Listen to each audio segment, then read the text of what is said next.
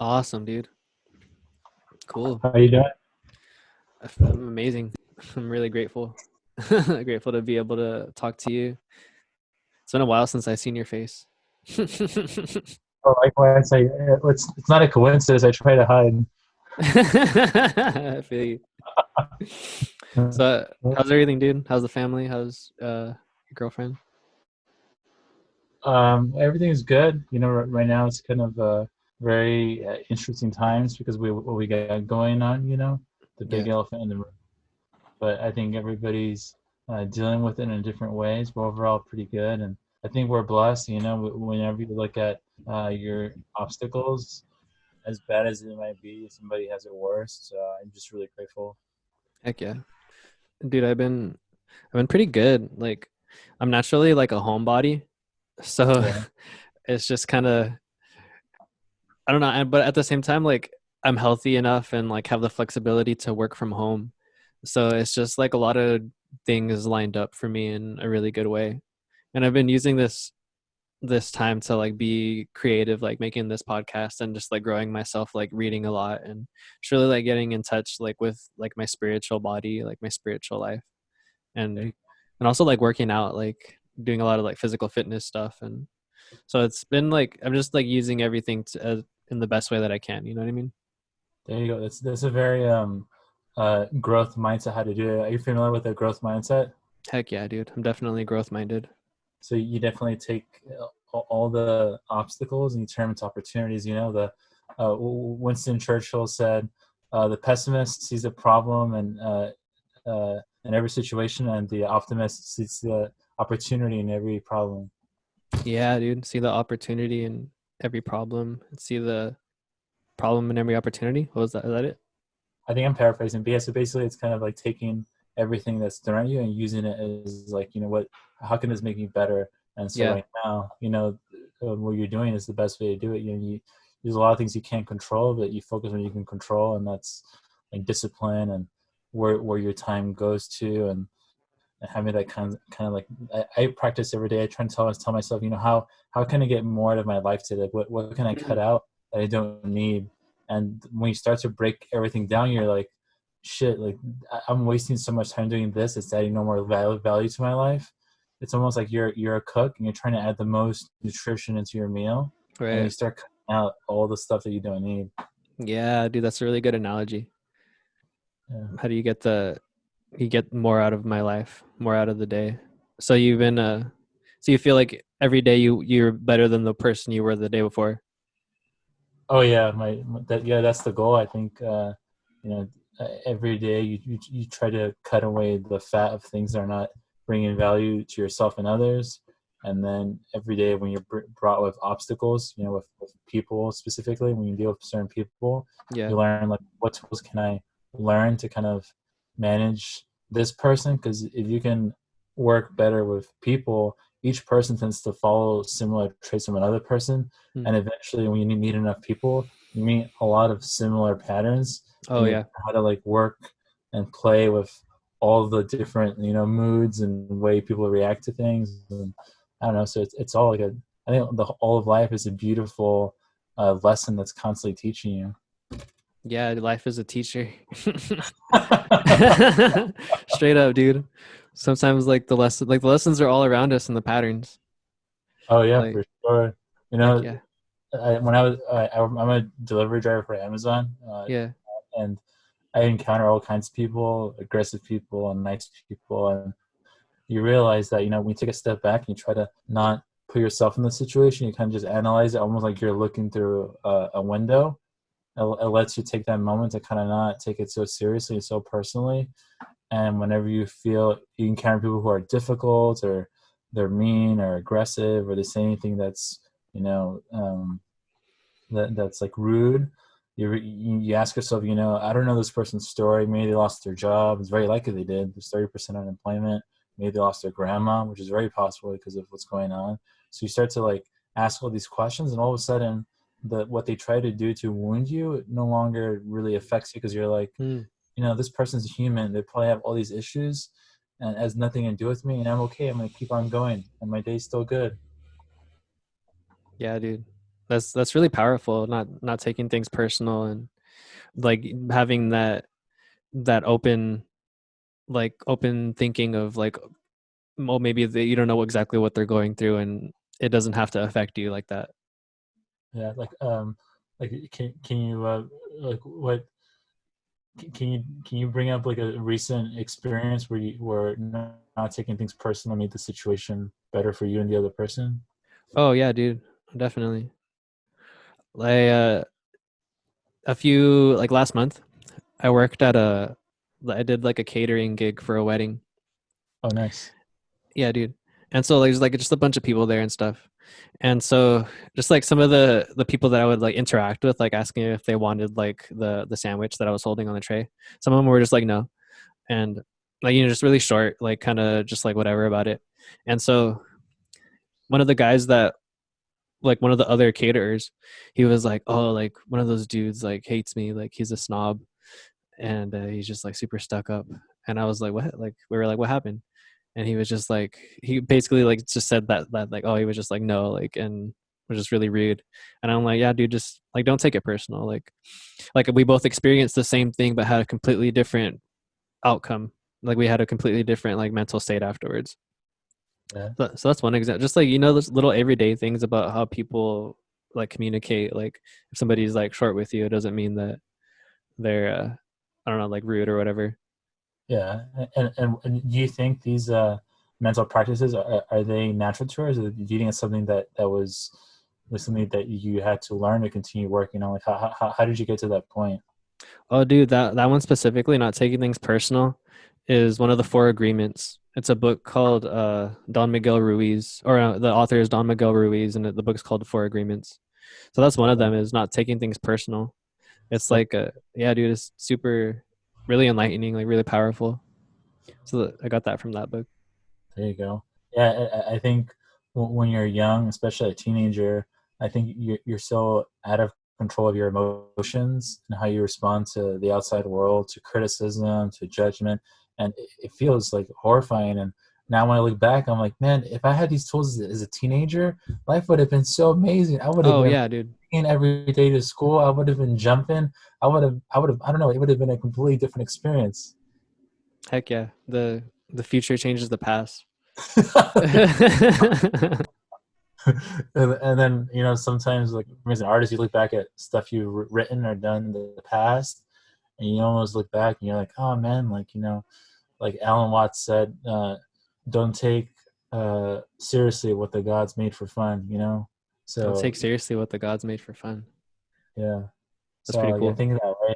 Like like the other day at work, I was telling people like don't take life so seriously. It's not like you're gonna get out alive. But I set up a serious face.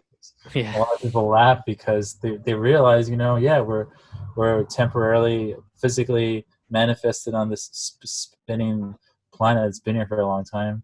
It's gonna be here for a long time afterwards. And when you get past the kind of egotistical taking things personal, you realize that it really it's not that serious, and if it doesn't kill you then you learn from it and then you move on, and then life feels more like sunshine and not like this like horrifying storm that's like drowning you, and then you're like, all right, that's all good. Oh yeah, dude. It's like it frees up a lot of mental bandwidth. Like I used to spend so much time just like worrying about what other people thought about me, like why someone did whatever they did. And that's me like taking it personal, like just my ego like putting myself in the situation way more than it actually is. But then like now that I don't have that anymore, it's like, well, like it's just a lot of like free space that I'm using way more productively, and it's just like a lot healthier, you know what I mean? Letting Yeah. go of that. I saw an interview of Kobe Bryant a few days ago, and he mentioned how like in order to get to where he wanted to go, he wanted to get on Goat Mountain, which is like greatest of all time mountain. He's Yeah. you have to get over yourself. He's like, you're not that important. He's like, just do the work and shut up. And like him being what he achieved, you think, wow, it's incredible. And the more I like researched him, he has a lot of like stoic kind of I won't call him stoic, but kind of universal because Buddhism, Stoicism, pessimism. There's a lot of different philosophies that kind of go into kind of being with nature, being accepting. I Yeah. thought that was the tool that made him so great. It wasn't that he was the tallest, the fastest. There's always been guys who have more physical abilities. It was the mind. I think if you conquer yourself, you can, like Zeno said, you know, the you master the world by conquering yourself. Yeah, dude, it's that's trippy. Like the enemy when you conquer the enemy within there, you can't. What is it? You can't. When you conquer the enemy within, there is no enemy without, or something like that. I haven't heard that one. That's pretty good. Yeah, dude. So many like just like in once you understand like the inner workings of us, then like the outer it just makes so much more sense. Oh yeah, for sure.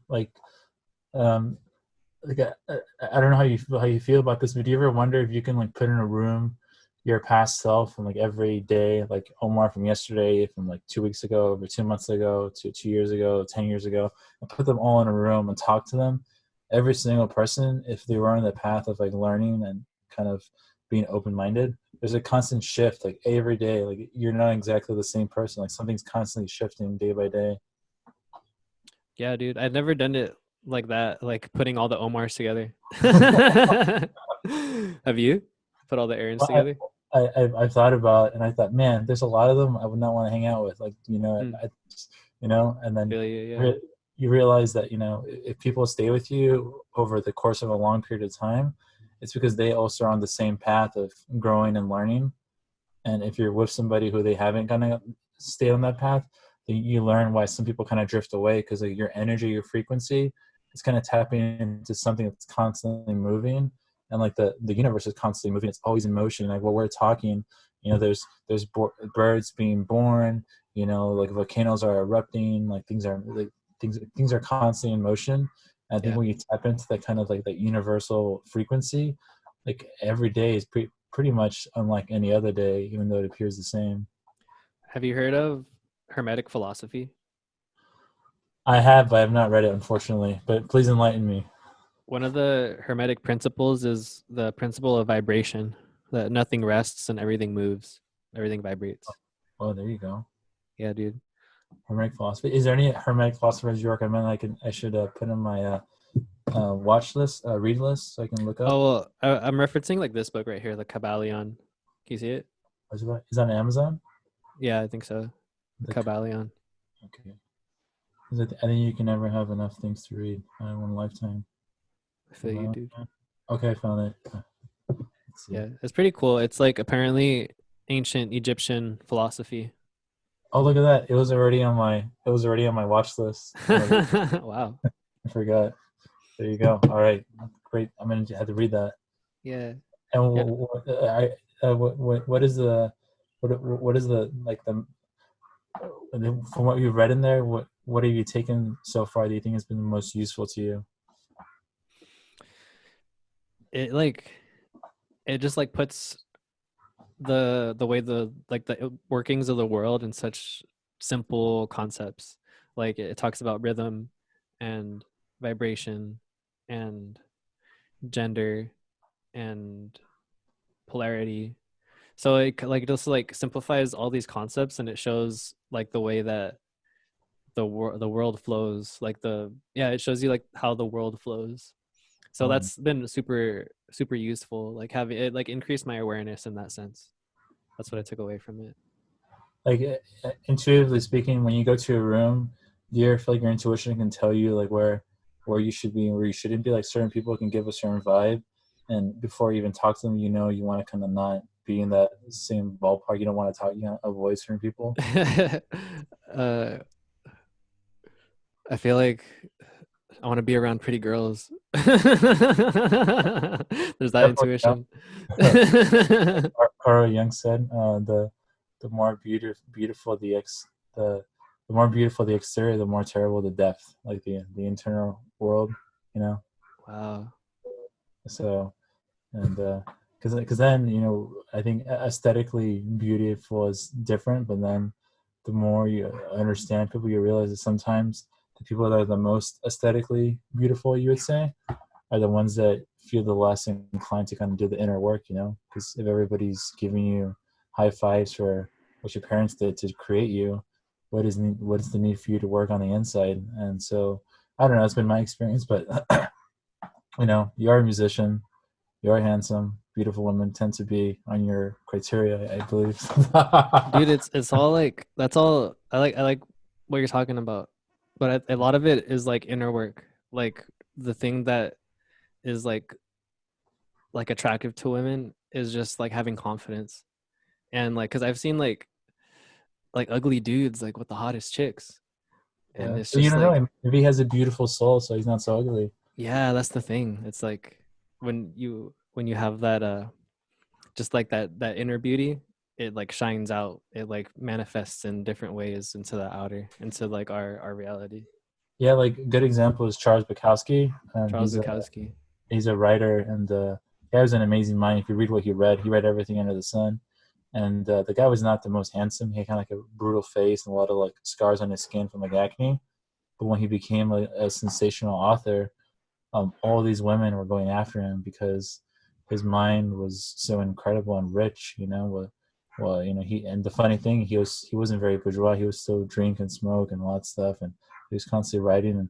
And he even said that his obsession or passion for his work, which I think I see a similar pattern like in Kobe Bryant and some of these other incredible visionaries, is that he would rather starve to do his work more than anything else. He had this kind of tunnel vision, and the work itself was the reward. It wasn't how many books he sold.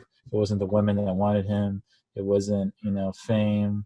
He always he has a quote. He says humanity, they exaggerate their heroes and their villains and their importance. And he had he said most people will like your work, some people won't, but most people don't care. So he kind of had like a kind of like humble mind where he kind of just focused on it. He didn't put 2 cents to people saying, I don't like you, I do like you. For him, it was all the same.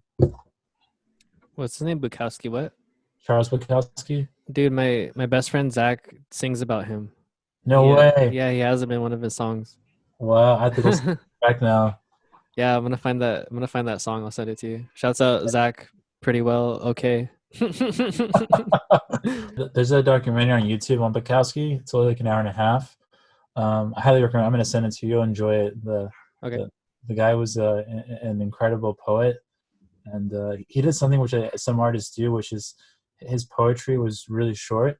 It was really rich. Like in a sentence, he can put in the glass on humanity, on politics, on philosophy, on morality, on all these different things. I think that takes an art to itself to kind of compress all these ideas that have been going for this stretch of time and pack it into a punch, like he would say. Like he said, it has to punch. It has to be like a jab. Yeah, dude. Yeah, there's like when you there's weight in brevity. Like Oh yeah, yeah, it's like when there's a different kind of skill to be able to get all that and just like have it as one line. That's something yeah. that like yeah, that's something that like is like really like that happens a lot in hip hop, like, or something that I admire a lot in like the good rappers. It's like when they can have that like thick metaphor in just like one line or two lines. It's like next level. Oh yeah, Yeah, yeah. speaking about next level, something that tripped me out, one of the concepts that you had was like uh, a labyrinth or something, like a staircase that never ended. Oh yeah, yeah. Do you remember? Can you tell me about that again? Labyrinth. Was I talking about Noxaturna? What was I talking about? It was when we visited the shrine. You were talking about some kind of like virtual reality or like augmented reality where like Okay. Yeah. So what I'm thinking about doing after Noxaturna, which it might take 10, 20 years to do, is to create an experience that is infinite, like in a labyrinth. But what I plan to do is film maybe 100+ hours of footage and have the footage go through a simulation. So every time you go into this virtual reality experience, the 9 minutes you experience are constantly being rearranged and remolded. So every time you go in there, those 9 minutes taken from these 100+ hours are being constantly manipulated. So it doesn't matter if you go in there every single day for the rest of your life. Every single experience will be somehow different because it's being multiplied and divided and turned around, just like like mathematics are and sacred geometry, like pi, and we have fractals. So the whole thing's in a fractal itself. So you're going to have this infinite loop that has bigger infinities. So you can go in there and you'll have infinities, but then you'll have bigger infinities and bigger infinities. So you're gonna, we're basically, we're gonna be long gone. And this kid's gonna be 10,000 years, so they're gonna be like freaking Omar and Aaron making bigger infinities, and I've been here my whole life. I still haven't touched 1% of what I can experience. I I talked about how some infinities are bigger than others in a recent podcast that I made with my friend Wes. Shouts out Wesley. This is the friend I'm talking about. Yeah, there's a great YouTube channel about mathematics and they talked about the different infinities and pi and fractals and all that stuff. And when I brought I was like, that's amazing. That sounds so much fun. It's like another another ingredient to cook with. Yeah, like think about, like, right now we're having this conversation.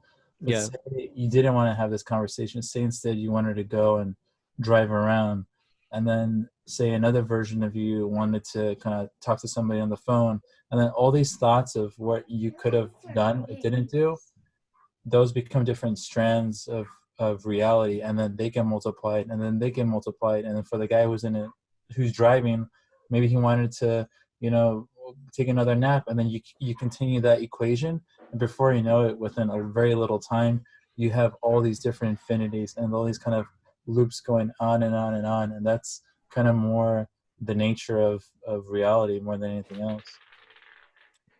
Have you ever like peeked into a different dimension? You mean through dreams or like out of body experience? I don't know. Those two seem pretty good. Like, Um, is that how it happens? I don't know. well, they say that higher states of consciousness are portals, and Wait, say that again. higher states of consciousness are like portals. Higher states of consciousness are like portals. Yeah. So ever since I started meditating, I practice transcendental meditation. Um, I started having more out of body experiences, Whoa.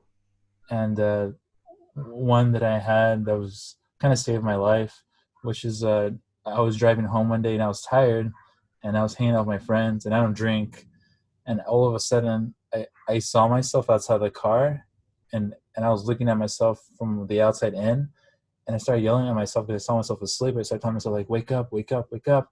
At the last second I yelled, and then I woke up right before I got into a car accident, and then after that it kind of went down from there. And sometimes I'll be asleep and I'll wake up and I go to the restroom and I'll come back and I'll see myself from the outside, like myself looking at myself sleeping. So that's been happening more frequently. I don't think I'm going crazy, but you never know. What is that when you realize that you're outside of your body? Like, what is that like? What does that feel like? If first it feels scary, then it's like, oh, that's cool. Oh, okay. That's Like, cool. what about you? I think you've had these experiences too, right? Out of body experiences. I I don't know if it's a dream or not. Like, I felt myself like leave my body and go out my window and like fly up my street. So Oh, I don't know. I could have like left my body, but I don't know. It wasn't like it wasn't like I was in control, but I definitely like was creating the experience in some way. Does that make sense? yeah. So another time, you know what? This is pretty interesting. I uh I had a dream about my friend, and I'm like, whoa, okay. So I call her and I'm like, hey, you were in my dream last night. And she's like, oh, cool. Like, what happened? And I'm like, I remember like we were chilling on the couch eating zebra popcorn, like the chocolate covered popcorn. Okay. And we're watching like this movie. And she's like, what the heck? Are you serious? And I'm like, yeah. And then she's like, that's what I was doing last night with my boyfriend. So I don't know if like I was like there. You know what I'm saying? Yeah. I heard I was reading this excerpt from the scholar who translated Carl Jung, and he said that deja vu is a memory of the future. Deja vu is a memory of the future. Yeah. So that I read that. As soon as I read that, I was like, oh, I can't wait to tell more about this. Yeah, it's interesting. Heck yeah. So that in in physics, we know there's up to 11 dimensions, because after 11 dimensions, everything kind of falls apart. Okay. And I have a physics theory that I'm working on. It's called the shoelace theory. It doesn't have the math yet, but when I've been reading physics, I have this theory that what some spiritual or mystics call, like, the afterlife, or all that is really just much the perceptions of dimensions, because if the present is happening in one dimension, and in the fourth dimension we would be able to see time happening all at once. So we would see you in a room, and you'd be a baby and an old man and not even born all at the same time. In a higher dimension, we're seeing the fourth dimension of everything at once happening, and maybe we're seeing the multiverse. And then as you stack up, you realize if it's possible, it's probable. And so when you have these out of body experiences or these dreams, I think it's just our consciousness kind of breaking out of like the three-dimensional train and kind of jumping around. But who knows? I might be wrong. Yeah, breaking out of the three-dimensional train. I feel like we definitely have like more. We only have like a certain part of the spectrum with what we have as humans. You know what I mean? Like we have like our 5 or 6 senses, Yeah. and but I don't know, just like thinking how like there are different animals that see into the more of the spectrum, like the UV or like the different kinds of lights. You know what I'm saying? Oh yeah, like modern physics say there's like dark matter that's kind of maintaining the universe, right? And they say that we humans only see like 3% of everything that's out there. And that brings up a lot of questions. Like there's this guy, he's a physicist named Carlo Roveri, and he made a book about the physics of time. And he said that there's this passage in the Buddha where the Buddha tells the emperor, he says, what am I? And he says, well, you're human. He's like, well, what is a chariot? You take away the wheel, if you take away the seat, if you take away this, what is it? So it's kind of with like time, if we perceive the present, so we think that's all there is. But the more you break it apart, well, there's the past, there's the future, and there's all these different elements. And the more you break it apart, then time itself becomes an illusion. But since you're seeing it, you're like, no, this is what is. It's kind of like when you wake up and you focus on your hand, you're like, this is all I can see, but you're not seeing everything else that's happening outside of your perceptions. Yeah. There's I forget, I can't remember where this quote is from, but it's like if you point at the moon or something, it's like looking at the moon but focusing at the finger, or like pointing at the moon but focusing on the finger, kind of thing. Like you miss the majesty of the moon if you focus on the finger that's pointing. Okay. Yeah. Wow. Yeah, because they say our eyes, they're like the equivalent of like 50 millimeters on a photography lens. So Okay. what that means is that whenever you look at something, you're always putting something out of focus.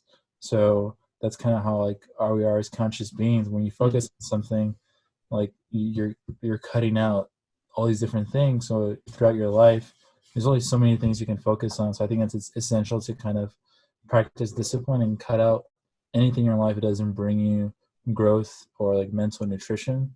So I think kind of goes back to what we're talking about. I think, you know, as an adult, it's very exciting because you realize the more disciplined you are, I think the closer you are to kind of tapping into something that has some value to other people too. Yeah. Yeah, I dig this conversation. This is You know, cool. we could have made a meme. You know how things escalate from hi, how are you doing to 11 dimensions 5 minutes later. You can make that meme if you want. That's funny. So Is it? tell me about what you got cooking under COVID-19. Besides the podcast, are you working on music right now? Yeah, dude. It's pretty cool. I've been making a lot of hip hop, Okay. and yeah, I've been also like playing music with our church. I've been playing upright bass in our live streams. So that's been really like fulfilling and really cool. Oh yeah. So how are you guys being safe about that? Because I know that they want, because not everybody can get tested right now. Like how are you practicing still like your commitment to your church without putting people at risk in regards to how you guys are live streaming? Yeah, yeah, we make sure that Like there's not a lot of people there. Like last time, like everyone, like some people were leaving, so we could stay under that like 10-person minimum. Okay. And then we're just like, like being conscious, like using like washing our hands and using hand sanitizer and stuff. And we're not like, not like shaking hands, like slapping hands and stuff like that. Okay. Are you So guys yeah, installing face masks or no? no, No. Okay. Yeah. Yeah. yeah, it's a bit of a risk, like doing it. Yeah. And do you or your family, did any of you guys have respiratory issues? Are you guys okay? Oh yeah, I think we're all good. I think like my mom's kind of like got a little something as far as like the respiratory stuff, but I don't think it's like nothing to worry about. You know what I mean? Okay. Right now Yeah. What about you guys? you're based in LA, right? Yeah, like probably like an hour north of Los Angeles. Oh, really? Yeah. Oh, so you got out of I thought you moved to like close to LA recently or no? Yeah, yeah, that's where my parents live, Simi Valley. But yeah, I'm here in Oxnard. Like, Oh, yeah. so you moved back to your parents? No, I moved out of my parents. Oh, you married your parents? Yeah. So your parents are in Oxnard? No, I'm in Oxnard. Oh, you're in Oxnard and they're in Simi Valley? Yeah. How far are those two from each other? Probably like 45 minutes. Oh, that's not bad. Yeah. Wow. Yeah, they're And still like close, but still like not close. So that's yeah. good. And as far as your hip hop, I'm kind of curious. Is your hip hop being influenced by your internal kind of drive, or are you letting some of the events from the outside world kind of peek into? Yeah, like lately it's been revisiting a lot of old projects that like going back to like the databases and stuff like that. So just because um like not really like wanting to like bring like people over into the studio, it's like going back on these like old projects that I had. So that's like kind of influenced by like what's going on right now, like having the time and the limitations. So that's been pretty interesting, uh like revisiting old creations and like finishing them and like putting on the touches, I know something that I know now that I didn't know like a couple years ago, like fits perfectly with what that was. It's like so that's been pretty cool. There you go. Yeah. Yeah. And as far as your hip hop like album, is it something that you can do by yourself in regards to like being like, can you construct the whole thing alone, or is it something that you're going to require other people? Oh yeah, it's like yeah, I have like a lot of people that I work with. We're like the dungeon masters because we record in the dream dungeon. So yeah, like my homie Luis, like we have a lot of songs together, and we we want to do stuff like where he like will rap the verse and then like I'll sing the hook, or like we'll both have a hook and then we have our other friend on like the chorus or whatever, you know what I mean, like singing the melody. So it's definitely like a lot of collaboration that I want to do. I mean, I could if I wanted to like make my own thing. That's not as fun. Yeah. Maybe I want to. I don't know what's gonna come out of it, but I want to do some kind of like atmospheric like EDM feel for There you that'd be go. like a solo project, kind of like Owl City. You like Owl City? I haven't heard of them. I was, Okay, yeah, it's a well, song. when I think of EDM, I think of like Skrillex. Is that EDM or no? Yeah, I'm thinking more like electro pop, like very like really cute, like something like almost like a video game. Okay, there you go. I could totally see you doing that. I can see Yeah. it being a huge hit in Japan. I don't know why. It's just like super colored and like with like music videos that have like 1,000 things going on and like with like the what do they call strobe lights and people are like Yeah, it's like glow cool. No, I sticks and everything. actually love listening to Skrillex. I have a playlist called Fuck Fear. Excuse my language, It's all and good. it's all a bunch of like techno kind of uppity music. And I Yeah. listen to a lot throughout the day to kind of get me going because I really think when you're in that state where you're kind of enjoying life and like dancing and whatever life throws at you, it's always some of the most beautiful things can be created under just feeling like no stress and feeling calm, and that comes from like actually mental practices and like meditation. But I love music that kind of gets me up and going because I'm very emotional. If I listen to a bunch of depressing Radiohead, I'll be down. Yeah, dude. You definitely what you the things you consume like have an influence on who you are. Yeah, like when you're, I'm kind of curious, when you're making your hip hop music, what is the most exciting part of the process for you? Oh, dude, like sometimes I think what the most exciting part for me is when there's something like unfinished that my friend made, and it's like I hear what needs to come next, or you know what I mean, like I hear what could come next, Yeah, and then when like I fill in that hole, then it's like magic happens. It's like whoa, like it was like the two parts were like made to be together.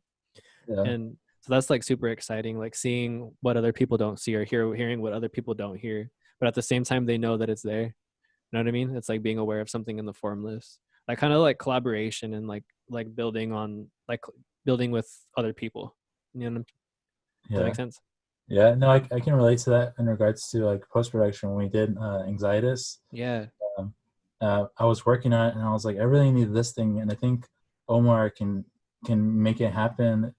And then you go and you give me something that I wanted to be even better than I wanted, and then I bring it in, and somehow everything that you did fit perfectly, like almost like a house, like all the pieces aligned perfectly, and then how it, when it was finally designed, it was even better than I was hoping for, and I was just so stoked. And then I was there, I was like, oh, I can't wait for him to experience this. And then I remember watching you. You were kind of like doing this bouncy thing where the movie was going, and then when it was over, you're like, good job, everybody. I was like, oh, you like that kid. dude, that's what I do. We expect greatness from each other. Yeah, I think there's this. He's an artist. He did a lot of really interesting kind of mathematical, higher dimensional art. His name's MC Escher. Cool, MC He said, Escher. yeah, I'm gonna send you some of his stuff. And All right. he said, only those um, only those that attempt the impossible could achieve the absurd. And then the second part of the quote he put, and those that can't do it don't believe, or something like that. And he put, oh wait, they said he can't, but then actually let me go check him upstairs. I think I already did it. MC Escher. Okay. MC Escher. His name sounds like a hip hop artist, but he's Yeah. actually like a drawer. But his name's amazing. MC Escher is like the most epic name. Um, but I think going to collaboration, I think, is essential. And you think about it, a lot of times I think artists collaborate with people you're not conscious of, like everybody you read, everybody you study, everybody you meet, whether in reality, in your dreams or whatever. They all kind of like get compressed into your way of thinking and seeing, and then before you know it, as you're working, everything that you've fed yourself kind of streams into this one piece, and then you have a collaboration with all these people. So for me, it's 99% studying and 1% working, because the more I consume and study and learn, the more I'm putting onto the finished piece, and I think that's essential to constantly be open and be like a student and tell yourself, I don't know everything. What can I learn today? And when you have that mentality that you don't know everything, you're constantly letting yourself grow and learn more things. Yeah, that's really well put. I like the way you said that. Like, just that I'm in a similar, like I resonate with that. Like I do my best to just absorb all these thoughts of great thinkers, and just like the lessons and experiences from people that are like greater than me, and then all of that is, it's just like pouring into us, and it's definitely like influencing our, like what we're generating here in our like human bodies and what There we you do like go. creatively.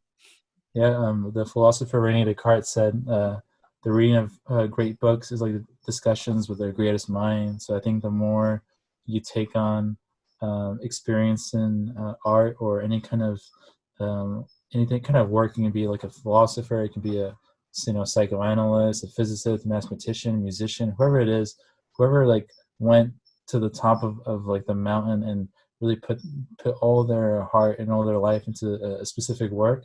When you experience that, it's like you're getting this master class with this incredible professor, and you always feel like a student. And then when you're done with that, you're like, I'm so grateful this person devoted their life to doing this one thing, and I learn from them, and hopefully I learn from enough people to kind of put something together that has all these nutritious elements that can benefit humanity way beyond when I'm way past the morgue, 100 years from now, 1,000 years from now.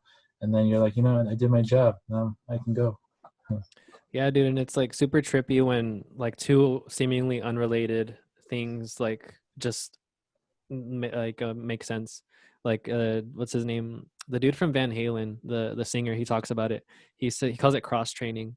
Like he like learns a skill because he knows that it'll help in some other area of his life, and maybe he doesn't know exactly what at that time, but it he just knows that it's gonna be like overall like better. Yeah. Hey, I gotta wrap this up now, but this Oh, is really? I thought we were yeah. just getting started. I know, dude. See, this is what happens when we have so much fun. I know. We gotta do it again soon. This was awesome. These are good. Well, thank you for your time. Thank you for having me.